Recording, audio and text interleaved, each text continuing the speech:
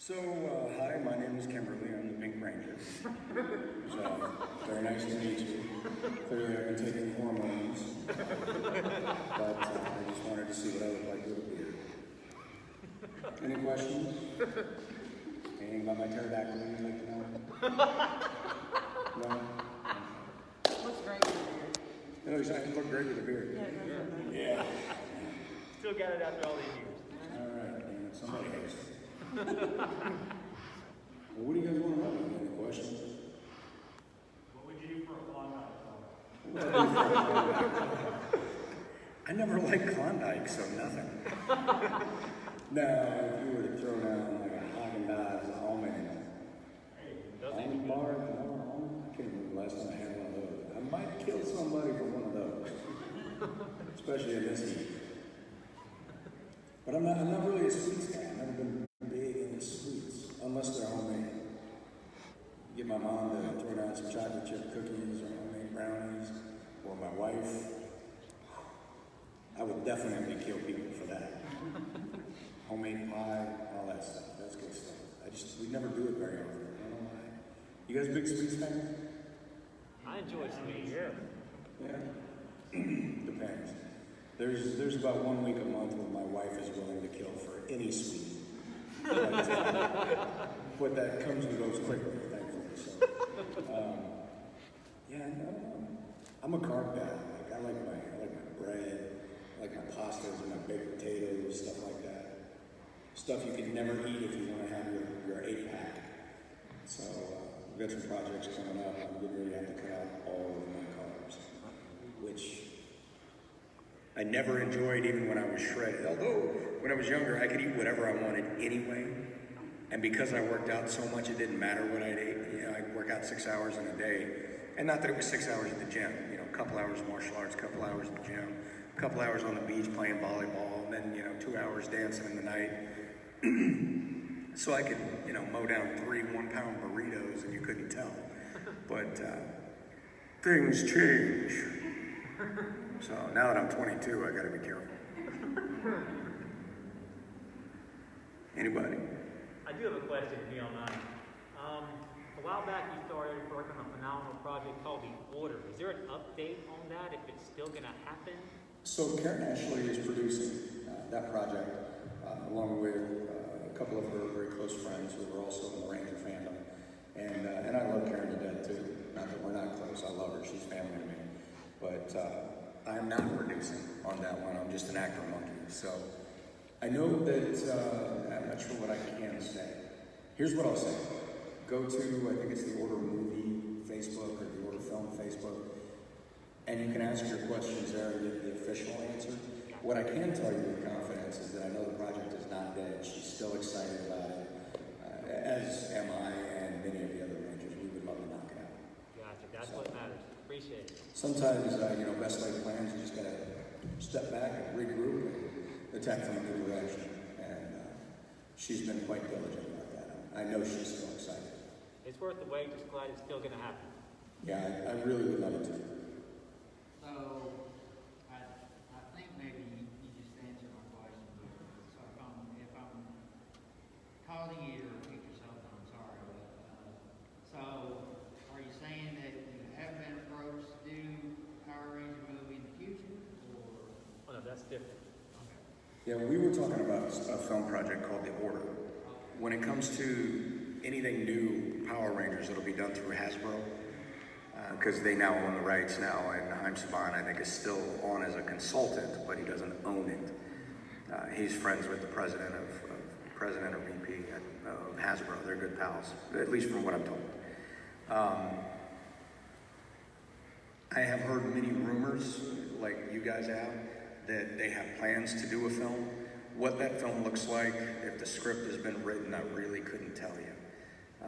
I think there's a lot of rumors, and I think COVID-19, and its global pandemic, it's killing everyone, everyone's gonna die, media frenzy has got all films on stop.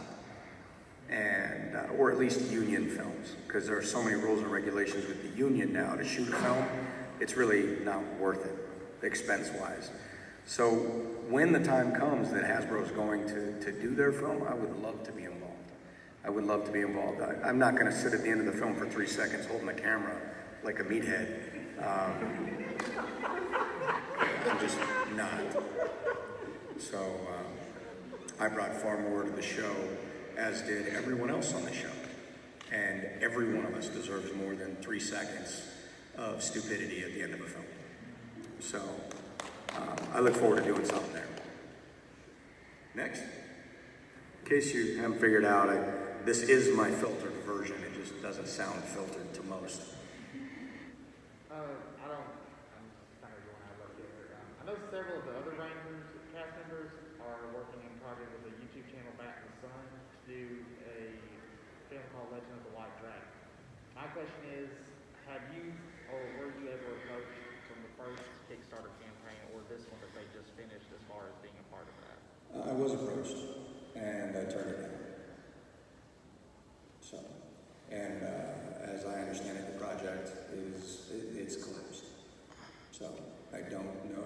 I mean, meaning for now. They may do another fundraiser at a later date. I don't know. But the last I understood, the project did not work out the way they wanted it to. I think it's a great concept, but it just hasn't worked out. Next.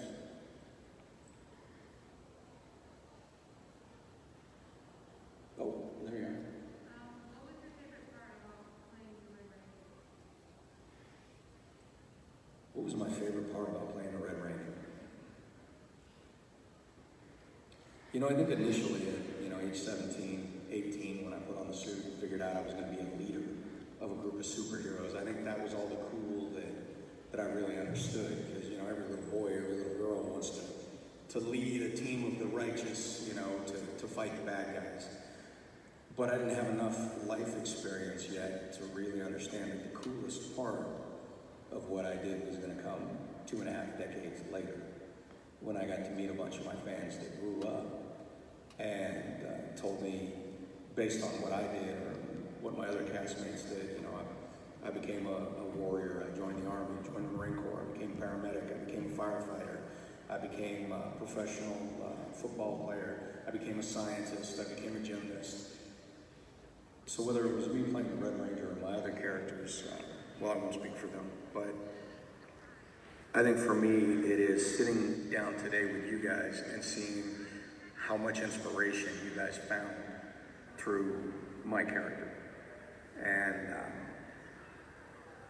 that's a pretty special thing. Not many people can travel to 40 countries in 90 languages and find nothing but love and adoration from fans of 3 generations now. And that's not lost on me. It's a really special thing. And I think I love it more and more. I hear some incredible stories from you guys. Stories that make me, laugh and bust a gut. I mean, for years, every time I retell the story, I'm dying. And then other stories that, to this day I can't tell without a tear in my eye because they hit me that hard too. So my character and all of our other characters, I think we've all brought inspiration, support, love, maybe in some cases even direction. In some families we brought safety. In other families we brought unity. We've done a lot, not just on the TV, but within the families of America. And hearing these stories more and more, it's a potent pill to swallow. And you could swallow it and decide you're, number one in the world. You could decide you're the best ever and you're the greatest and all that good stuff. And I think there's only 1 or 2 boneheads in our family that have done that. But for the most part, we all really get that we're part of a conglomerate. We're part of a special group of something that helped people decide not to commit suicide, helped other people rise to the very top of their field or their education or their group, help others learn how to lead by stepping back. A lot of people think leadership, they think that means you got to be the point of the spear. Some of the hardest forms of leadership, think of being a parent, is passing on information to the best of your ability and praying that little knucklehead in front of you is going to hear your story the first time and not go do something that gets them hurt or get in trouble. And that's a form of leadership. And that's why to this day, my parents are still my greatest heroes. So, leadership can come in many capacities, and I urge you guys to read on it. Read Genghis Khan. Read about the queens of Khan, his 2 daughters. Nobody knows about them. Everybody talks about strong female figures. Women have been screwed their whole lives. Read about the queens of Khan. Those girls, wow. Wow. And they were doing it way back when. Was it common until now? No. Which makes their stories even more important. So read up on the queens of Khan. Read up on the Queen of Sheba. Read up on so many. Read up on Annie Oakley. You want to come to America? Read up on Annie Oakley. Because you're a leader doesn't mean you have to have stars on your shoulder or a fancy costume or a military uniform. You can lead in many capacities. And that was something that, as Jason, I always tried to convey, and I got that from both of my parents. My mom was the first female cop, either in the state of New Mexico or the city of Roswell. My dad was a Mustanger in the Marine Corps. And they both believed in walking softly and carrying a big stick. They were the kind of people who would walk into a room, not say a word, but every head would turn. That is a different kind of command when you can do that. And you don't want to do it every time. I don't need to do that when I walk in the door here. But as long as I can do it when I choose to, when it needs to be done, in order to benefit a purpose that I believe is righteous, then that's what I'll do. So quit looking for leadership in the form of superheroes. It doesn't have to be Thor or Superman. And, maybe you guys came from a home that was broken. Maybe mom or dad wasn't your superhero. Okay. Well, then that means your story could be that much better because you can be the first. You just have to decide. You've got to decide that's what you want to be. You want to be better than where you came from. And even if you love your parents, I tell people I try to take the best of both of my parents and make it even better. And I've failed in some regards. We all fail. Failure is a part of life. Leaders and superheroes, except on TV, they all fail. And that's what makes them even greater and stronger each day. The goal is to be better tomorrow than I am today. You fail at something today, okay, give it thought, figure it out. Why did you fail? What was the problem? How did that happen? Great. Once you've got it figured out, move on. Because tomorrow, you need to not repeat that mistake, and you need to be better tomorrow than you are today. We're all a summation, not just of our successes and our glorious war stories, but we're also the summation of our mistakes. They all create who we are. And I have made many in my life. And I'm a father and a husband. And let me tell you, better yet, ask my wife, she'll tell you, I've screwed some stuff up. Don't ask me to scramble eggs. For some reason, there's only one heat, and I've got to put it on high. I know better, but I'm not going to be better tomorrow at scrambling eggs than I am today, damn it. Frankly, I'm just concerned about other things. So, don't let your failures define you. And that doesn't mean put on a fake bravado and smile. Oh, yeah, I know. Okay, good. Now shut up and listen. Do not let your failures define you. Let them be a part of building a story that will be your next success. Can you understand that? We kind of went off on a deep path here, but I figured, what the hell? If some of you felt like you looked up to me, then let me stick my foot in my mouth here and offer you the very best that I can.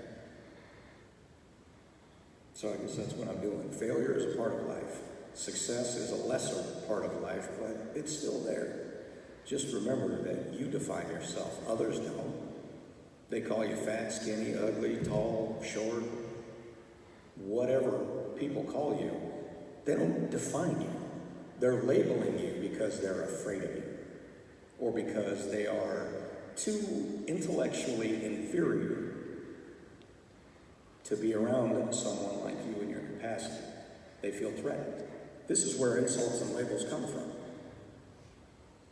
Do I need to be concerned about you if, for whatever reason, you represent the coolest group on the block, and then I walk up one day and I'm mad at you and I decide, oh, well, you're just a super dorkhead, man. I don't like you, dude. You know, you smell funny. What's with that zit on your kneecap? You know, and then I just start, and then it's not even what it is. Then it's just making stuff up. Look at what our media does today. Look at what people in all these social groups are doing today. If you don't agree with them or you don't like them, then you are labeled. And they do that to damage you and take your credibility. But it does not define you. It doesn't for a minute become who you are. So don't lose that path. That's social pressure, and the media is the best at it. They're going to pressure you to fall into line with their group think.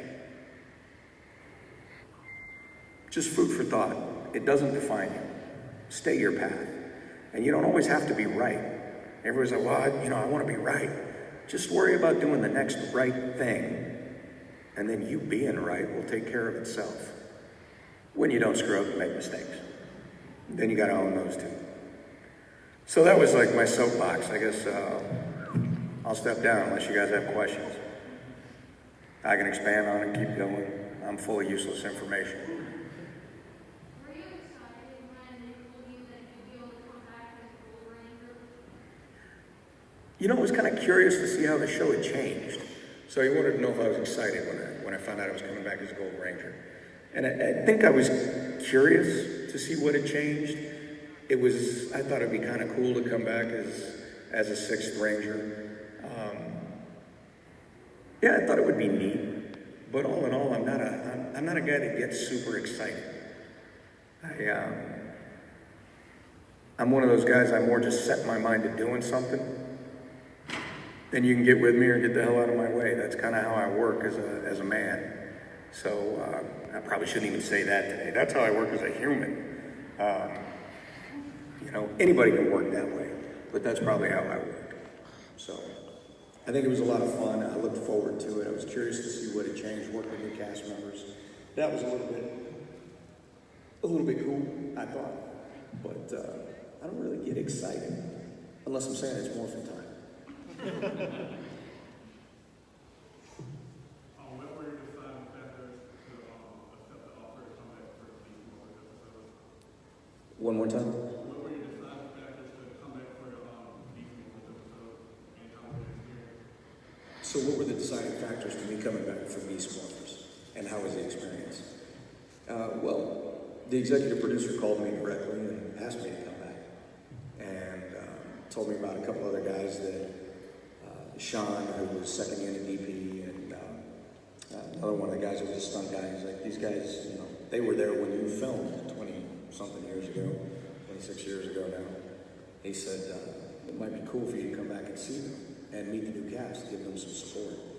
And then, I spoke with some other people on staff, and they mentioned that people were getting kind of tired of the same monkey coming back all the time. So I came back, and I had a great time. New Zealand was beautiful. It was a beautiful place. I loved it. I'd love to go back and film again. I had a great time meeting the new kids. It was, I felt like the Godfather. And you, one day, Red Ranger, you're gonna be special. That was kind of fun. So the EP, the executive producer was great, the staff was great, the new guys were great, and it just reminded me of being 22 and young and full of ideas and energy, and it was awesome. It was a little bit like traveling in time for me. Yes, I've heard recently that you're not the original Red Ranger. How was it for you having the chance to meet the OG Red Ranger that your character was modeled after? Well, I met Yuto Michizaki. I always mispronounce his last name, but Yuto was my character's Red Ranger in Japan. And, I asked him, what number Red Ranger am I on? For real. And long and short of it, he was chatting with his buddies, and the Japanese went back and forth, and he leans forward and he goes, number 26. So, yeah, it wasn't the, I get credit with being the first Red Ranger, I'll take that, but only outside of Japan. We put it in 240 countries and 90 languages. I'll own that, along with my cast. But in Japan, I'm number 26. You mentioned something that every fan of Power Rangers, no matter where you fall in line, is that y'all very much are a family. No matter where you fall in what season, everyone that is a ranger, once a ranger, always a ranger. And I know that you've traveled to so many countries and had so many interactions with fans. I know one time you had a video where you actually shaved your head, for cancer, to support that. And one of the fans that was there that day, and it was a spur of the moment thing. It just speaks volumes to you as a person. But what is one, it doesn't have to be the most, I know you've had so many, but what is one of the most significant moments where you met a fan that just impacted you? You said someone brought you to tears, someone left you laughing. What's just one that you can think of that you can share with us today?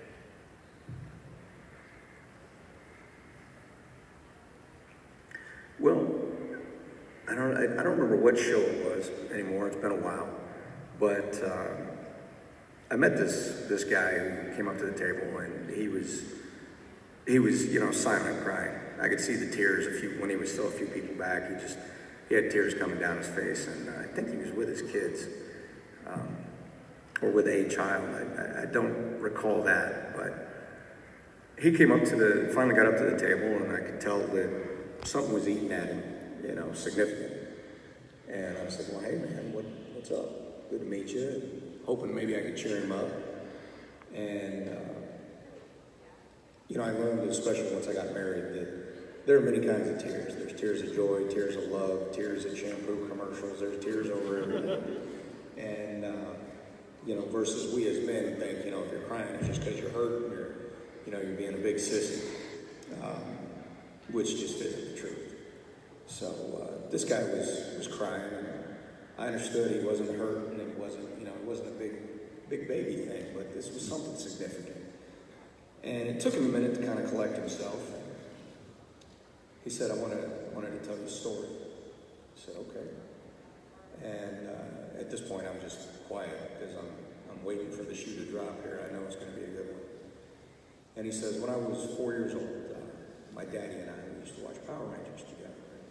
And I loved you because you were strong, courageous, and you were the leader. And my daddy loved you, and he said you were brave. You guys were, that's why we loved you. And it was just the greatest time I had with my daddy. And I thought, oh, wow, that's awesome. And he says, when I was 5, he died. And I just went, oh. And he says, I went to his funeral. Before my daddy had died, he bought me a Red Ranger toy. It was your character. And I was like, oh, okay, buddy. And he says, I went to the funeral, and it was open casket. And I put the Red Ranger toy on the pillow next to his head because I wanted him to be brave like you when he went to heaven. And still hits me in the feel-goods, but you could have knocked me over with a feather. And I just thought, I don't even think I really could think at that time. I think I was just dumbfounded. And every time I think of it again, it hits me even harder again. Because for me to understand the magnitude of love and faith and respect that this child put into me, to give one of his final moments with his daddy, to even allow me to be a part of it, much less something significant like that.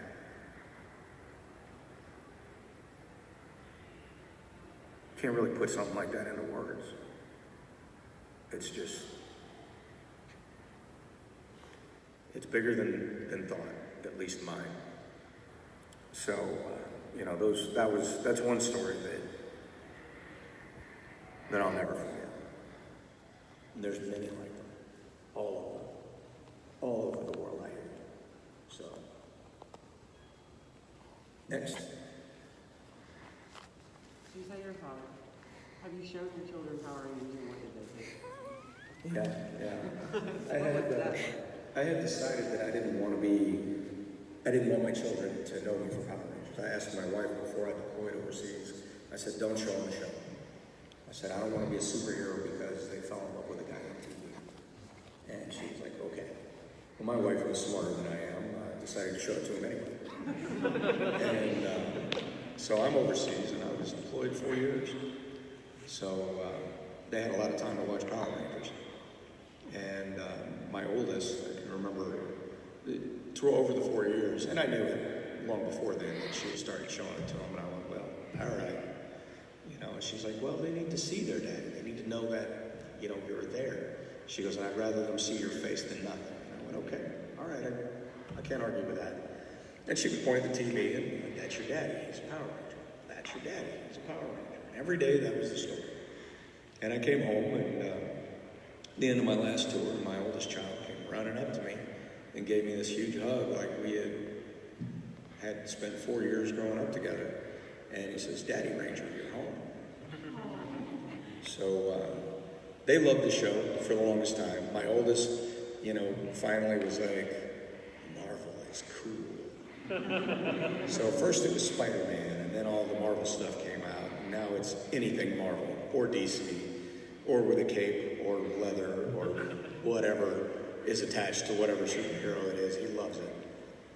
My middle son I think he's gone through hundreds of episodes of the show. I don't even know what season he's in anymore. I just know when I hear my voice, I'm like, go upstairs. I don't need to hear me. I already hear me all the time. And yes, Dad, yes, sir. Go upstairs and go watch it. So that's kind of fun. Mackenzie loves it. She's my 5-year-old. She'll kind of curl up with my wife and I at night. And, you know, if she's seen something spooky that the boys are watching, she'll say, Daddy, nobody can get us because we're the Power Rangers, right? I'm like, that's right, baby.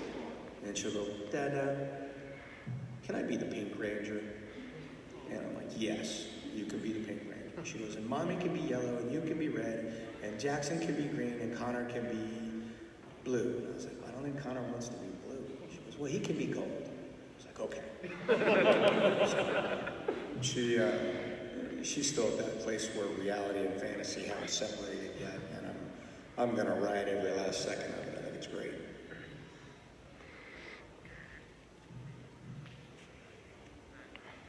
I was on Bueller. How many of you have seen Ferris Days On? Ferris Bueller's Day On? It's a classic. Gotta watch that. I still love that movie. I need to introduce my son to that movie. He could do it. What do you guys think of the new Star Wars? The latest one, anticlimactic. Yeah, I haven't seen it. So. Very anticlimactic. I stopped after Rogue One. Like I grew up on the originals. Was Rogue One where they killed Han Solo? No, it was actually Force Awakens. Okay, I stopped after that one. Okay. And after that, I was like, there is no point to this show. Han Solo's gone. I do not care. I wish I had the neuralizer from Men in Black on the last there. You know what I'd like to see is like a Batman-esque Dark Knight version of Power Rangers. That would be legend. That would be pretty cool. I would have a blast with that. You could build into the characters a little more. And I don't know what I would do with TV. I don't know if I would do it as a TV series. Because I feel like all the TV series, you know, they all kind of lose their gravitas, you know, their weight after they've gone on for seasons and seasons. The downside to a movie is you've got an hour and 10 minutes, you know. So getting everything into an hour and 10 minutes is not easy. Unless you're Marvel and it's 3 hours. Unless you're Marvel, yeah, or Lord of the Rings. But I feel like that would be pretty cool to do the characters up with some twisted backstories, and you know, and it doesn't need to be anything political. I don't need any political crap in there. Just, you know, good backstory. I heard a rumor at one time during the workings of Shattered Grid that they were either James Bond or Hasbro 1 were actually at one time were considering it and making the Shattered Grid event into a movie with the crossovers. I have no idea. Yeah, I don't know. Got nothing. I just know that Tommy was excited. He finally got to defeat Jason. It only took him 28 years. In a comic book. And he got killed too. Yeah. Yeah. Yeah, but who died first? It was funny, and then the guys who did Shattered Grid brought me back to do the voice for the newest video game, and then had me lead the entire army that destroyed his army. There's a reason it keeps happening this way. You haven't figured it out yet, but there's a reason. I hope this doesn't sound stupid. I hope I'm making sense when I say this the way it's going to get. But when any celebrity does something iconic that will always be known for, whether it's a movie, one movie, one TV show, whatever, and they get something, they blow up and get so famous and have millions of people know, and so it's almost like it causes them to be someone different. It causes them to think that maybe they're above everybody else in some way or another. Sure, egos. Right. And you seem like a very down-to-earth guy, there for his fans, there, and I just wanted to thank you and tell you how much I admire that about you. Is that, having been a part of such an iconic TV show like Power Rangers, among everything else that you've done, thank you so much for not letting all that fame cause you to be something different than. Did everybody hear that? Okay. Well, I'll tell you, I don't even like the word actor. I don't even really refer to myself as an actor. I have done some acting, but just like I was telling you earlier, we're all the sum of many things. It's one of many things that I've done, and most of what I have done and been my whole life is hard work. I've been working my first job when I was 9. I had a newspaper route, and I mowed lawns on U.S. military bases with a push mower that didn't have a motor. Like, you pushed it and the blades turned because the wheels were wrong. Like, it was a old school, and I remember my hands bleeding. And that was because I had to earn half of my money if I wanted to buy sports gear and play sports. If I earned half, my old man would put up the other half.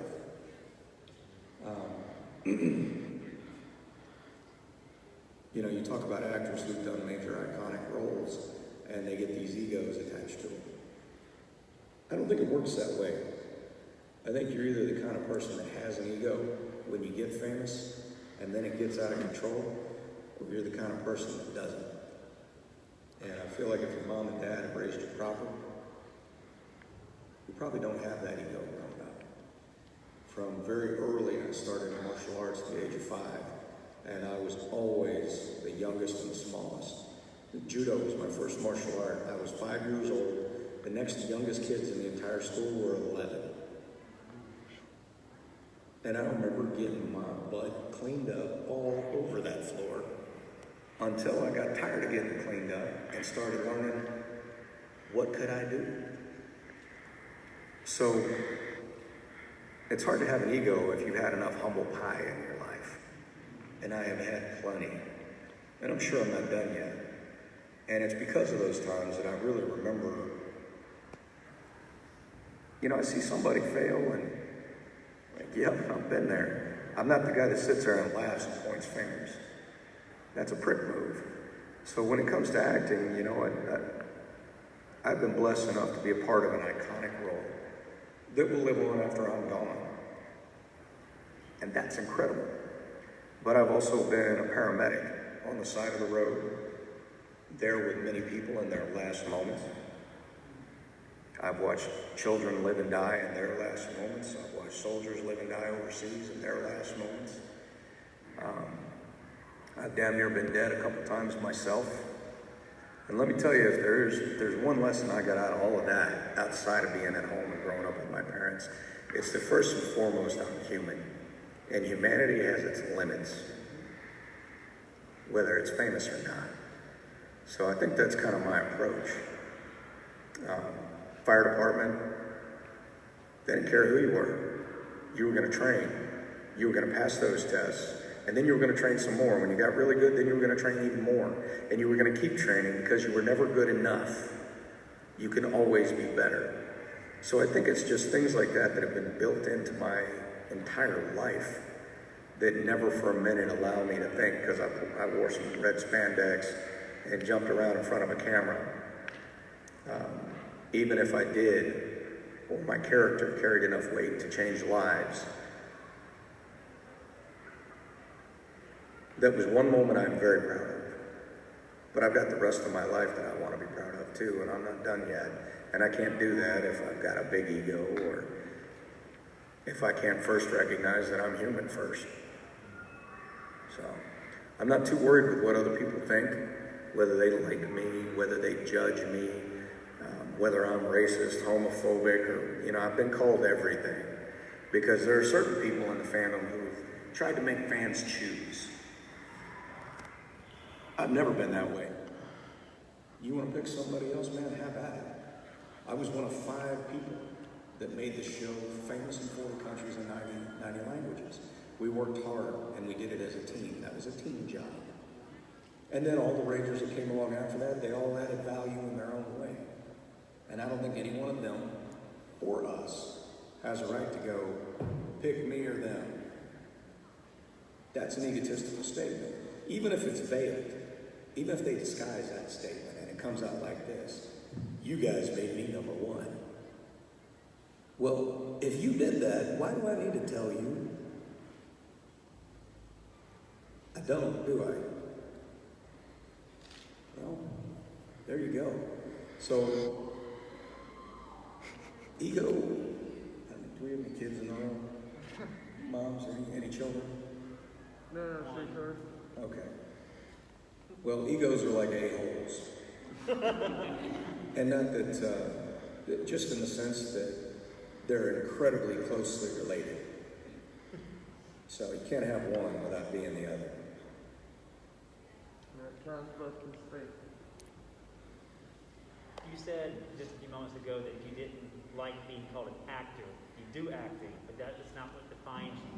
And I think a lot of that's true because as you portrayed the role of Jason Scott, yes, you had the lines, you had to get into that character, but I think a lot of who you are as a person came through in the presentation of that role, and that's what makes the OG American, Red Ranger so iconic. And even beyond that, I think why so many of us to this day are still inspired by you and the other Ranger veterans is that how you continue to not do what you do, not go on all these conventions and go all over the world because you want a paycheck, because you generally want to connect with the fans. And you care about connecting on a human level, seeing how what you did has inspired them, but also offering the words of wisdom like you opened this panel with. And that, in my eyes, and probably everyone else that you come into contact with on these things, is what makes us look up to you and the other Ranger family and veterans, is because it wasn't just a gig, it wasn't a paycheck. It was about being something more. And as you went through life, what makes you a real hero in your own right is how you chose to live your life, how you chose to go to professions where you actually would risk your life for other people. So living out that legacy of what a Ranger really is. And so that's what has touched me and so many countless millions and billions across the world is because of who you choose to be, not just a character in a TV show, but living in such a way that shows that there is more to life than just popularity. So thank you for that.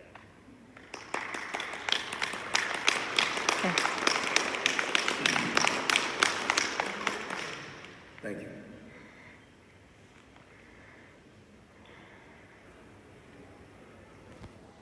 Stuff like that never gets easy to hear. Don't know why. Well, from what I've heard on your YouTube channel, some of the stuff you shared about the experiences you've had, you more than well deserve that response. Thank you. Who else got a question? Or an answer? We get on I'll take time, an or- answer. We good on time, or Pardon? we good on time, or? Yeah, we're I'll still give you on. advice when your kids reach teenage life, Shoot. you're female, like you learn when you're right, always have chocolate on me. Always have chocolate on me. Yeah. I'm at the point now where I've got it on my calendar and I just come home with it. I don't even wait to be asked anymore. It's like a surgical strike. Yeah. God, there's gonna be 2 in the house. Whew. My brother has 3 girls. Not counting his wife. He is my hero. Respect. The rifle draw. Oh, the raffle draw. Okay. So this is a raffle for people that don't learn like a collection figure. It's for ranger stuff and helping them out. And also will be there. Get some marching out to allow people also. Yeah. All right. So you guys heard that. Ranger Stop and Pop. This, what is it, March what? 5th through 7th. 5th through the 7th, this coming March. Karen Ashley, Nikki Paris, Catherine Sutherland, Jason Fawn. I mean, there's just, to name a few off the top of my head. Probably Schreier and Narby will be there. I'll be there. Dan, Johnny. Yeah, Dan Southmore. And there's going to be more announced. I mean, there's always more to be announced. Great group of guys. If you love Power Rangers, you should swing by and have a good time with that one because there will be stories. There will be stories to be had from that one. All right, so I got a ticket. What's the numbers? You guys got your tickets? All right. Blue, 42. 747. How many of you got 747? Everybody. Man, for some reason I just can't make out those next numbers. 0. Who's got 7470? Probably everybody. Still quite a few. 74709. Wow, so 3, 4 with 09. 04709. That last one's fuzzy, I can't. 3. There you go. All right. So what do you get? I want to know. Yeah. You got Goldar. That's cool. Rangers! All right, ladies and gentlemen, that's all the time we have. Give a big round of applause.